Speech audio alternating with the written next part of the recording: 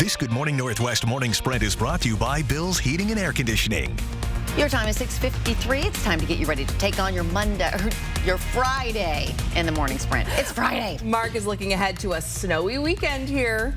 And Sydney Charles is live with a beautiful lantern display on this Friday that you can visit with your family. But first, the Chelan County Sheriff's detectives are on the hunt for an attacker they say assaulted a woman in East Wenatchee. The woman was reported missing early Wednesday morning, and her SUV was found in that Apple Capitol Loop Trail parking lot off of Empire Avenue.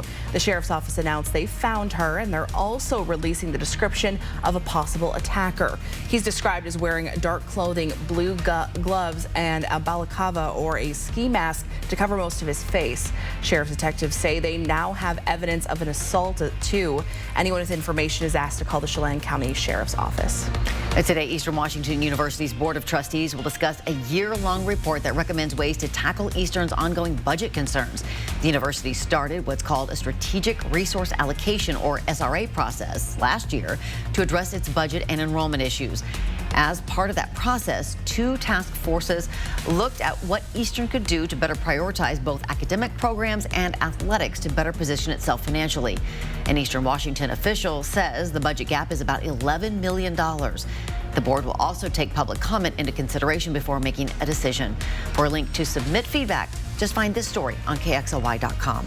This Buddhist monk disappeared from his monastery in Newport about a month ago. His family is now offering a $25,000 reward for any information that leads to finding him. 64-year-old Jish Dadul Namjal went for a walk on October 7th and never came back. If you have any information, you're asked to contact the Pend Oreille County Sheriff's Office. All right, taking a look at what we have when it comes to our first alert weather. Well, first of all, we did have a touch of snow in the early morning hours. That's now moving into Montana. We see it at Lookout Pass as well. The passes are in pretty good shape except for Stevens. Temperatures right now, yeah, it's on the cold side. 30 into Deer Park, 31 officially. Here's our day today. Partly cloudy with a high of 37 degrees. New details emerging today about the man who authorities say killed 3 faculty members at the University of University of Nevada, Las Vegas. The 67-year-old suspect sent letters to university personnel across the country before the shootings, some of which contained white powder. That substance was found to be harmless, but detectives say anyone in the education world should be wary of letters with no return address and to proceed with caution.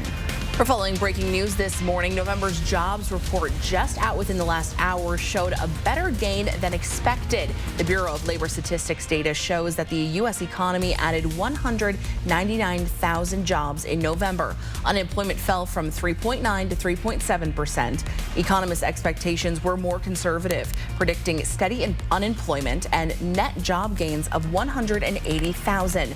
The largest gains came in from healthcare and government, where declines happened in retail and temporary help services.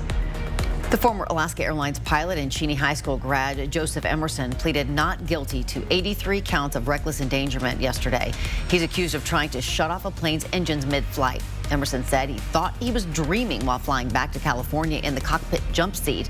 A judge approved Emerson's release on several conditions, one of them that he cannot go within 30 feet of an operable aircraft. Well, someone broke into the Karl Maxey Center in East Central Spokane. Administrators tell us that the vandal trashed an area under construction inside of the building on Wednesday night, kicking down a wall to get into another part of the building, and also stole some tools from the center. The center's officials are still assessing the damage.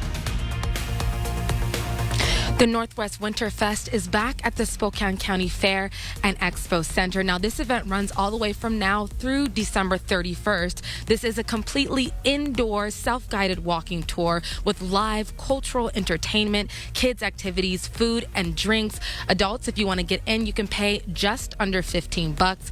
Kids under 10 get in for free. We have all the information on our website, KXLY.com. Well, you'll start seeing these brighter green and orange lights on plows in eastern Washington. They're meant to make plows easier to see, especially in foggy weather. Let's take a look at a side-by-side comparison. The DOT says these new lights are 6 times brighter than the previous ones. The department says ours is the first region in the state to use these new lights. And as you can tell, pretty effective there. We'll have a final check of your forecast with Mark coming up right after the break.